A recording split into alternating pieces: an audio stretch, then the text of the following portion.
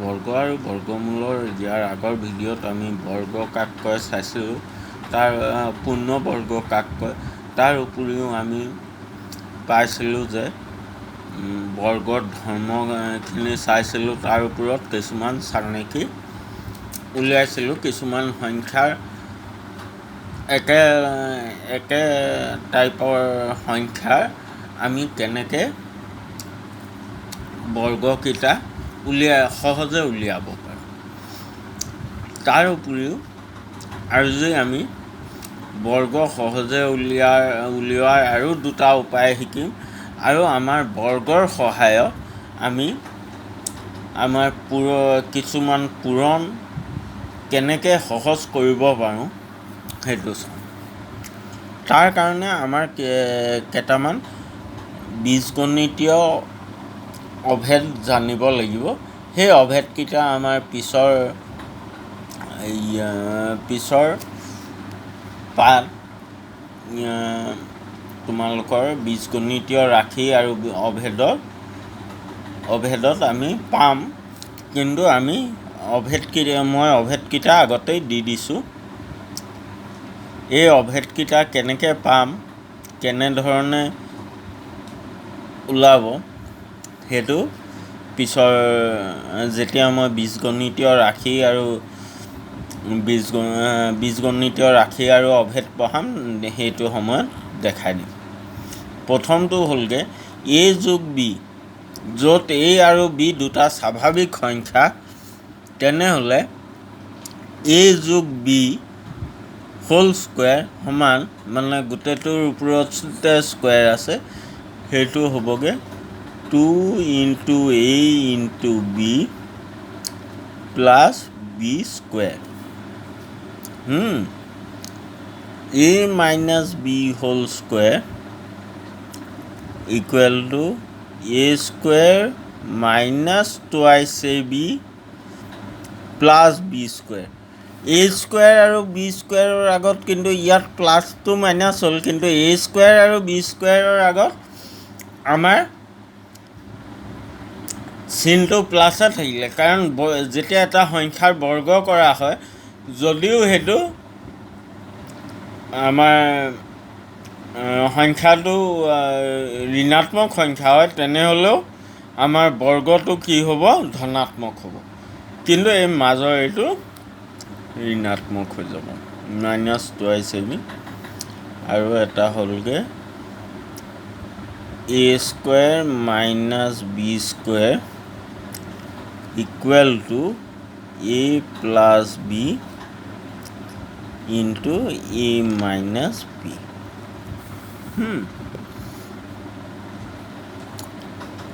এইটো আমি ব্যৱহাৰ কৰিম পূৰণক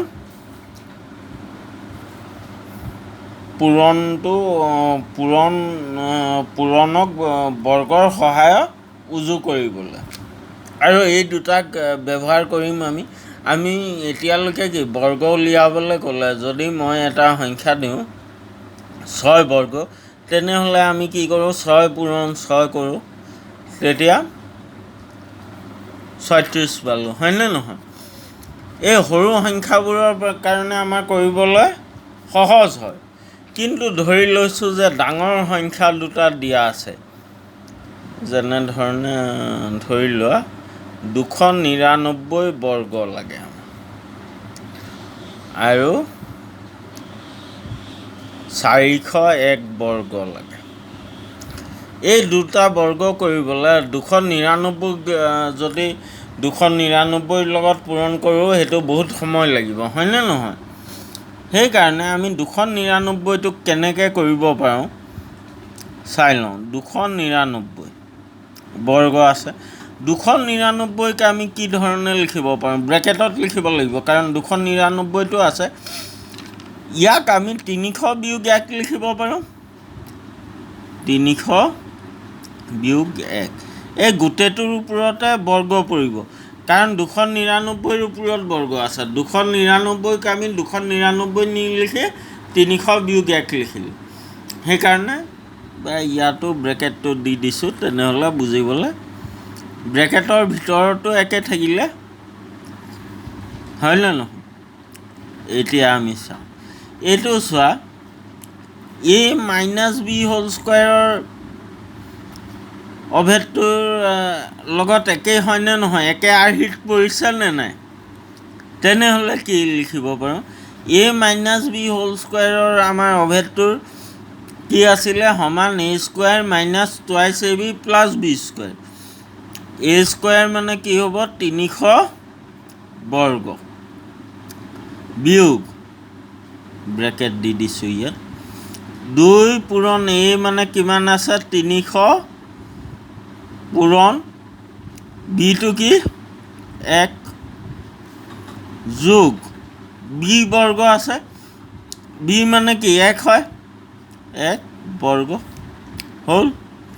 এতিয়া আমি যদি চাওঁ 300 বৰ্গ মানে কি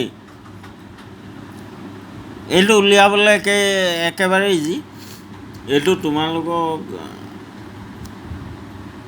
কৈছিলোঁ নে নাই পাহৰিছোঁ।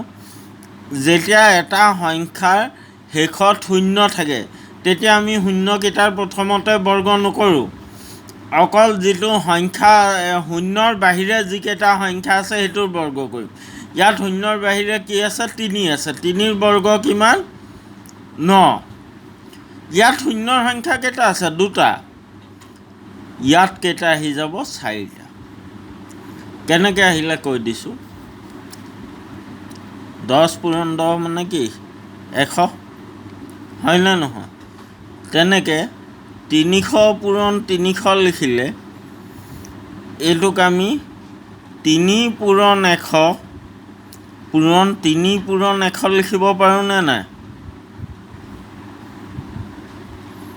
পাৰোঁ। মানে 3 পূৰণ 3 পূৰণ 100 পূৰণ 100। 3 পূৰণ 3 কিমান 9 পূৰণ 100 পূৰণ 100 10,000 হৈ গ'ল। মানে কিমান হৈ যাব 90,000।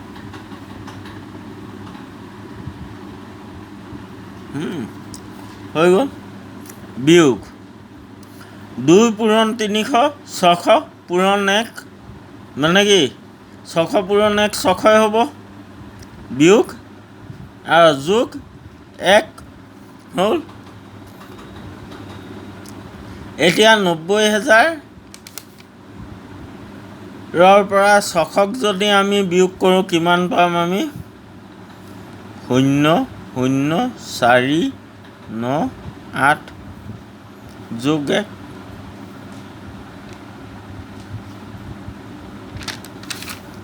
89,401। তোমালোকে বেলেগকৈ 299 পূৰণ 299 কৰি ল'ব পাৰা, তেতিয়া তোমালোকে 89,401 পাবা। ইয়াৰ পিছত আমি তাৰ পিছৰ সংখ্যাটো লিখিম। তাৰ পিছৰ সংখ্যাটো কি আছে 401 বৰ্গ। 401ক আমি এনেকৈ লিখিব পাৰোঁনে নাই 400 যোগ 1 লিখিব পাৰোঁ বৰ্গটো থাকিলে। এইটো চোৱা এই a প্লাছ বি হোল স্কুৱাৰৰ আৰ্হিত পৰিছেনে নাই? এইটো a এইটো b হোল স্কুৱাৰ। এইটো আৰ্হিত আমি কেনেকৈ বহাম a বৰ্গ মানে কি 400 বৰ্গ যোগ 2 পূৰণ a পূৰণ b 2 পূৰণ 400 মানে a পূৰণ b মানে 1 হৈ গ'ল যোগ a b বৰ্গ মানে 1 বৰ্গ হ'ল। 400 বৰ্গ মানে কি মই আগতে কৈছিলোঁ, যদি শেষত শূন্য থাকে আমি কি কৰিম প্ৰথম যিটো শূন্যৰ বাহিৰে যিটো সংখ্যা আছে সেইটোক আমি পূৰণ কৰি দিম। শূন্যকেইটা কিন্তু শেষত থাকিব লাগিব, সংখ্যাটোৰ মাজত থাকিলে নহ'ব। শূন্যকেইটা শেষত আছে তেনেহ'লে আমি সংখ্যাটোৰ আগতে কৰি লওঁ শূন্য অংককেইটা বাদ দি 4 4 গুণ 16 দুটা শূন্য আছে, ইয়াত কেইটা আহি যাব 4টা হ'ল যোগ 400 পূৰণ 2 কিমান 800 পূৰণ 1 800 হ'ব যোগ 1 বৰ্গ মানে 1।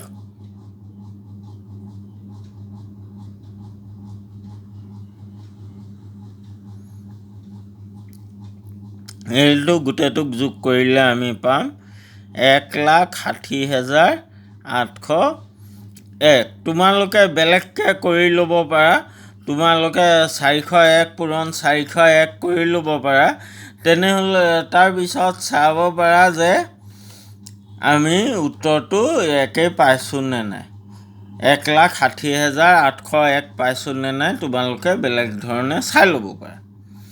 এইটো হ'লগৈ আমি বৰ্গটো সেই আমাৰ পূৰণ নকৰি অলপ সহজ ধৰণে কৰাৰ এটা পদ্ধতি ইয়াত উলিয়ালোঁ, হয়নে নহয়?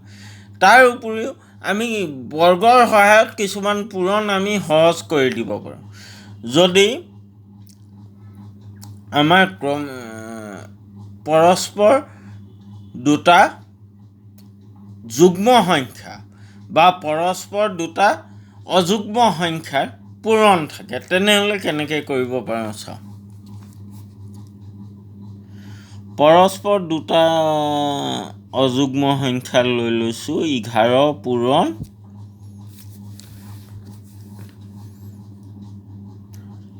13। দুটা পৰস্পৰ একেলগে আছে, হয়নে নহয়? এতিয়া আমি আমাৰ এই অভেদটো ব্যৱহাৰ কৰিম, a² - b² = a + b * a - b হ'ল। এতিয়া চোৱা 11 পূৰণ 13, ইহঁতৰ মাজত এটা যুগ্ম সংখ্যা আছে, যুগ্ম সংখ্যাটো কি 12, হয়নে নহয়? তেনেহ'লে আমি ইয়াক 11 কেনেকৈ লিখিব পাৰোঁনে নাই, 12 বিয়োগ 1 পূৰণ 13ক আমি 12 যোগ 1 লিখিব পাৰোঁনে নাই? এইটো এই আৰ্হিৰ পৰা অলপ বেলেগ ধৰণৰ দেখিছোঁ। ইয়াত প্লাছটো আগত আছে, মাইনাছটো পিছত আছে, কিন্তু আমি ইয়াতো সেইটো কৰি ল'ব পাৰোঁ, কাৰণ পূৰণৰ কাৰণে সকলো স্বাভাৱিক সংখ্যা, পূৰ্ণ সংখ্যা, অখণ্ড সংখ্যা, পৰিমেয় সংখ্যা সকলোৱে সহযোগ বিধি মানি চলে। সেইকাৰণে আমি কি কৰি লৈছোঁ, এতিয়া চোৱা এইটো আৰু এইটো আৰ্হি একে হৈ আছেনে নাই? মাজত পূৰণ চিনটো নিদিলেও হয়, পূৰণ চিনটো আমি নিদিলেও ব্ৰেকেটৰ ভিতৰত যদি থাকে পূৰণ হৈ থকাই বুজায়, যোগ বা বিয়োগ বা হৰণ হৈ থকা নুবুজায়। ব্ৰেকেটৰ ভিতৰৰ দুটা ব্ৰেকেট যদি একেলগে থাকে এনেকুৱা ধৰণৰ, তেনেহ'লে মাজত পূৰণ চিন এটা থকা বুলি বুজায়। এতিয়া a + b পূৰণ a - b হৈছেনে নাই? তেনেহ'লে আমি কি লিখিব পাৰোঁ, ইয়াক 12 বৰ্গ বিয়োগ 1 বৰ্গ। 12 বৰ্গ মানে আমি কিমান জানো, 12 বৰ্গ মুখে মুখে ওলাব পাৰি। কেইটামান বৰ্গ তোমালোকে এটলিষ্ট তোমালোকে 20লৈকে গোটেইকেইটা, 20লৈকে নহয় 35লৈকে গোটেইকেইটা বৰ্গৰ সংখ্যা মনত থৈ দিবা। 144 বিয়োগ 1, এইটো এতিয়া কি হ'ব, 144 বিয়োগ 1 মানে 143, 1 বৰ্গ মানে একে আহিব, হয়নে নহয়? এই ধৰণে আমি লিখিব পাৰোঁ। তাৰপিছত আমি দুটা অযুগ্ম সংখ্যা লৈ লওঁ, দুটা যুগ্ম সংখ্যা লৈ লওঁ, দুটা যুগ্ম সংখ্যা লৈ লওঁ 26 পূৰণ 28 হ'ল। আমি যদি 26 পূৰণ 28 লওঁ, তেনেহ'লে 26ক আমি কি লিখিব পাৰোঁ, 27 বিয়োগ 1, আৰু 28ক আমি কি লিখিব পাৰোঁ, 27 যোগ 1 লিখিব পাৰোঁনে নাই? এতিয়া আমাৰ কি হ'ব, 27 বিয়োগ 1, আকৌ 27 যোগ 1টোক আগত লিখোঁ, 27 বিয়োগ 1টোক পিছপিনে লিখি দিছোঁ তোমালোকৰ যাতে বুজিবলৈ সুবিধা হয়। তাৰপিছত কি হ'ব, আমাৰ এইটো আৰ্হি একে হৈ গৈছে। মানে আমি এইটো কি লিখিব পাৰোঁ? 27 বৰ্গ বিয়োগ 1 বৰ্গ। 27 বৰ্গটো আমি জানো কিমান হয়? 27 বৰ্গটো 729 বিয়োগ 1 মানে 728।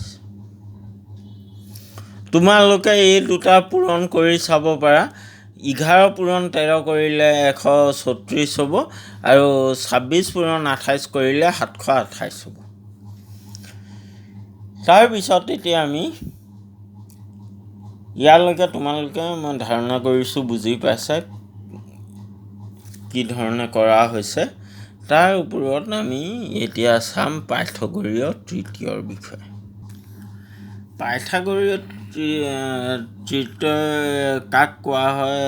তৃতীয় কাক কোৱা হয় আমি চাই লওঁ।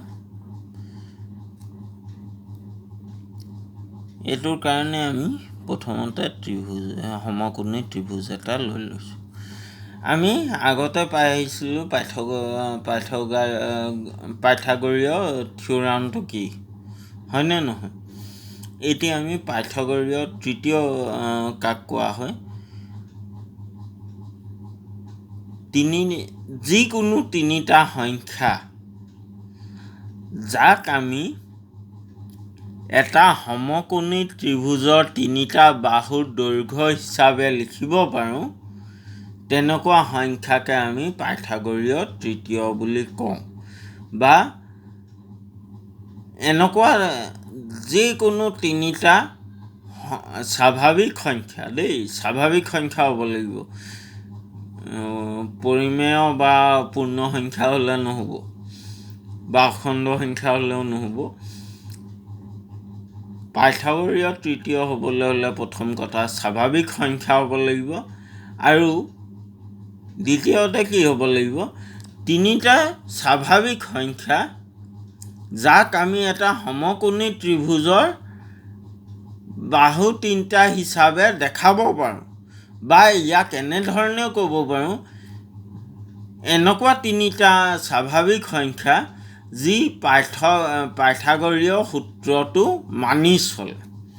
যেনেকৈ আমি ধৰি লৈছোঁ 3, 4, 5। এতিয়া 3, 4, 5 যদি 3 একক, 4 একক আৰু 5 একক,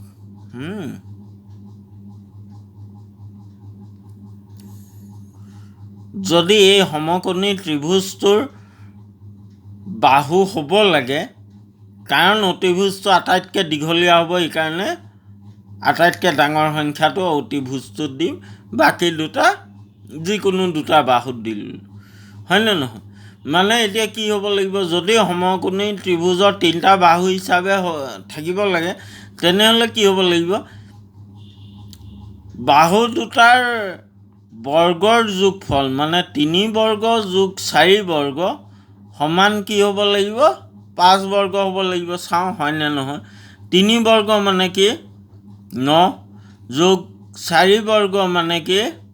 16 সমান কিমান? 9 যোগ 16 সমান 25।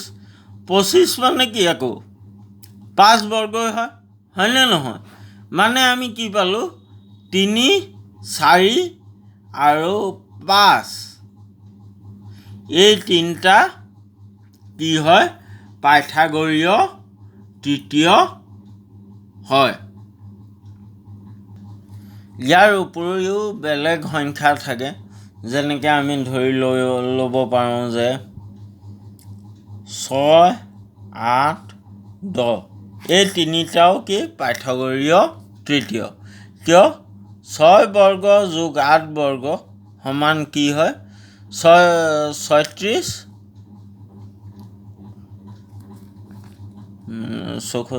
মানে কিমান হ'ব? 100 মানে কি? 10 বৰ্গ হ'বনে নাই? হ'ল। এতিয়া পাইথাগোৰীয় তৃতীয়টো আমি কোনকেইটা সংখ্যা পাইথাগোৰীয় তৃতীয় হয় সেইটো জানিবলৈ অলপ দিগদাৰ হয়, হয়নে নহয়? কোনকেইটা সংখ্যা আমি জানিব নোৱাৰোঁ। তাৰ কাৰণে আমাৰ এটা সূত্ৰ আছে, যিকোনো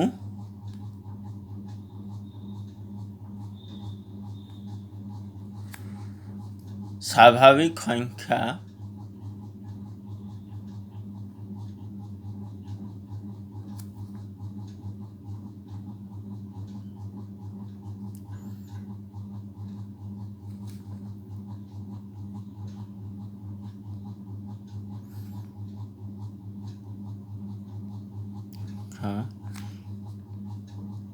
n য'ত n একতকৈ ডাঙৰ হ'ব লাগিব। n কিন্তু একৰ সমান বা একতকৈ সৰু হ'ব নোৱাৰে, একতকৈ ডাঙৰে হ'ব লাগিব। একতকৈ সৰুটো হ'ব নোৱাৰে কাৰণ স্বাভাৱিক সংখ্যা, কিন্তু সমান একো হ'ব নোৱাৰে, nটো সদায় একতকৈ ডাঙৰ হ'ব লাগিব। তেতিয়াহে এই সূত্ৰটো ব্যৱহাৰ কৰিব লাগিব। কাৰণে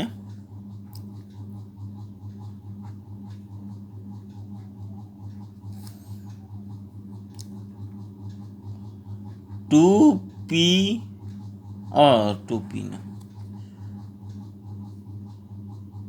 2n হোল স্কুৱেৰ যোগ P square minus 1 whole square equal to P square plus 1 whole square. যেনিবা ইয়াত ধৰি লৈছোঁ এটা সংখ্যা, স্বাভাৱিক সংখ্যা লৈ লওঁ। n সমান যদি আমাক প্ৰশ্নত দিয়া থাকে যে 2, তেনেহ'লে আমাৰ কি হ'ব? পাইথাগোৰীয় তৃতীয়কেইটা কি কি হ'ব আমি চাই ল'ম। ইয়াত যদি আমি চাওঁ, এইটো এটা সংখ্যা, এইটো পিছত ক'ম, আগতে ইয়াত চাই লওঁ। এইটো এটা সংখ্যা যাৰ বৰ্গ হৈ আছে, মানে ইয়াক a বৰ্গ বুলি ক'ব পাৰোঁ নে নাই? এই সংখ্যাটোৰো চোৱা বৰ্গ হৈ আছে, ইয়াক আমি b বৰ্গ বুলি ক'লোঁ। গোটেইটো কেইটাই ধৰিছোঁ, সমান c বৰ্গ ক'ব পাৰোঁ নে নাই? মানে এই তিনিওটা সংখ্যা পাইথাগোৰীয় তৃতীয় হ'ব নে নাই? হ'ব। তেনেহ'লে p লিখিছোঁ, ইয়াত n হ'ব। এইকেইটা n হ'ব দেই, p নহয়, মই ভুলতে p লিখি দিলোঁ। কিতাপত p দিয়া আছে, কিন্তু মই আগৰ পৰা n ব্যৱহাৰ কৰি আছিলোঁ কাৰণে n লিখিলোঁ। এতিয়া আমি যদি চাওঁ, n সমান 2 যদি দিয়া থাকে আমাক প্ৰশ্নত, তেনেহ'লে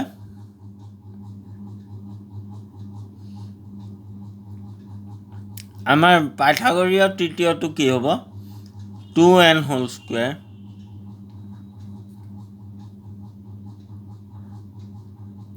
n square minus 1 whole square n square plus 1 whole square. এতিয়া আমি এইকেইটা ওলাই ল'ম। 2n মানে কি? 2n সমান কিমান হ'ব? 2n সমান হ'বগৈ 2 পূৰণ 2 সমান কি 4 হ'ব। n স্কুৱেৰ মাইনাছ 1 মানে কি হ'ব? n বৰ্গ মাইনাছ 1 মানে 2 বৰ্গ বিয়োগ 1, মানে 4 বিয়োগ 1 কিমান হ'ব? 3। তৃতীয়টো কি আছে? n স্কুৱেৰ যোগ 1 সমান কি হ'ব? 2 বৰ্গ যোগ 1 মানে 5। আমি এইটো জানোৱে, 3 বৰ্গ যোগ 4 বৰ্গ সমান 5 বৰ্গ আমি আগতে কৰি আহিছোঁ, হয়নে নহয়? তাৰ উপৰিও আমি বেলেগ বেলেগ সংখ্যাৰ কাৰণে এইটো কৰিব পাৰোঁ। ইয়াত আটাইতকৈ সৰু সংখ্যা কোনটো হ'ব? সদায় n স্কুৱেৰ মাইনাছ 1টো সদায় আটাইতকৈ সৰু সংখ্যাটো হ'ব। n স্কুৱেৰ বিয়োগ 1 যিটো থাকে সেইটো আটাইতকৈ সৰু সংখ্যা হয়, আৰু n বৰ্গ যোগ 1 যিটো সংখ্যা থাকে সেইটো সদায় আটাইতকৈ ডাঙৰ সংখ্যা থাকে।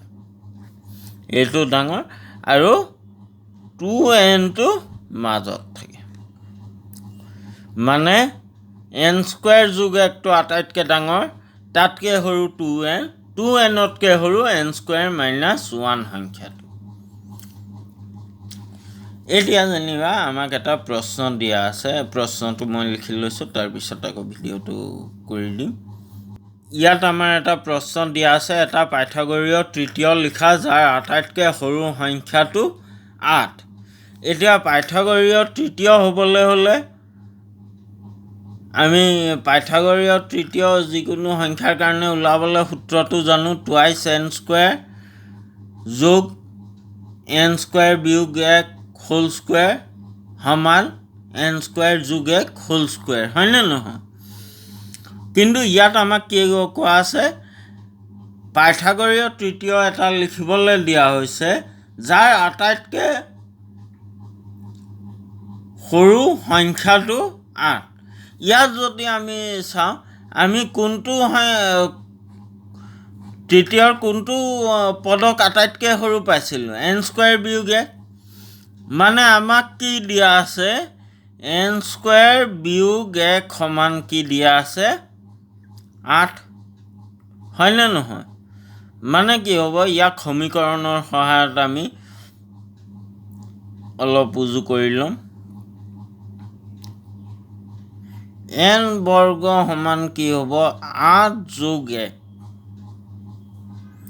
মানে কিমান হ'ব 9 ইয়াত আমাৰ বৰ্গমূল ওলাব লাগিব বৰ্গমূল ওলোৱাটো শিকাম ইয়াতো বৰ্গ হৈ আছে হয়নে নহয় এইপিনেও বৰ্গ হিচাপে দেখাম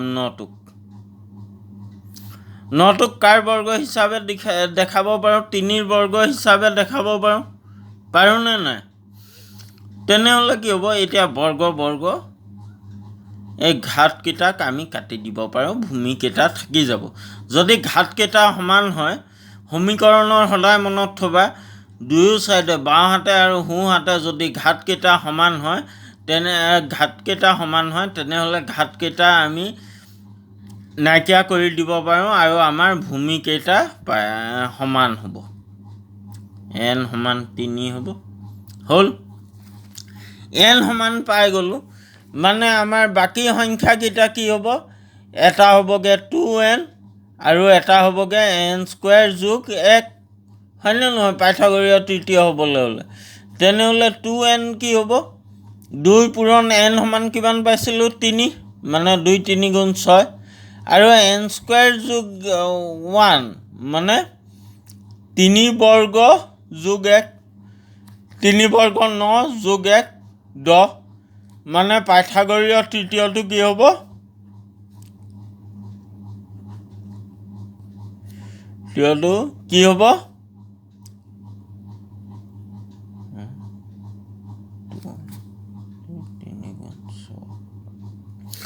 মই ইয়াত এটা ভুল কৰি দিলোঁ ৰ'বা এইটো লিখোঁতে মই এটা ভুল কৰি দিলোঁ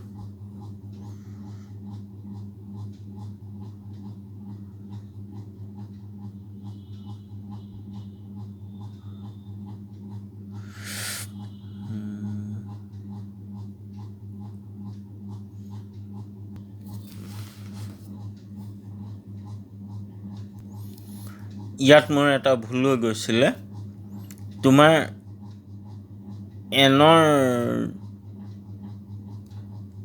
অকল n সমান 2 হ'লেহে এইটো শুদ্ধ হয় যদি বেলেগ কোনো সংখ্যা হয় আটাইতকৈ সৰু সংখ্যাটো হ'বগৈ ইয়াত মই লিখি দিছোঁ 2n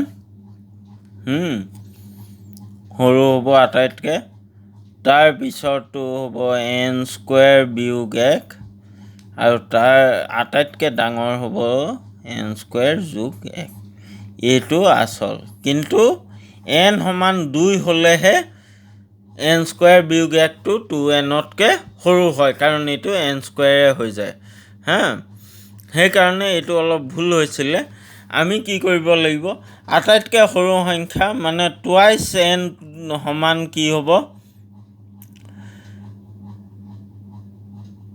8 হ'ব হয়নে নহয় তেনেহ'লে n সমান কি হ'ব 8 হৰণ 2 সমান কিমান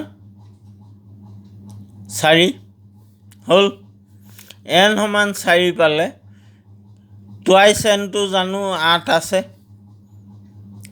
n স্কোৱাৰ মাইনাছ 1টো যদি আমি চাবলৈ যাওঁ n স্কোৱাৰ মাইনাছ 1টো হ'বগৈ nৰ মানটো হ'বগৈ n স্কোৱাৰ বিয়োগ 1 না nৰ মানটো হ'বগৈ কিমান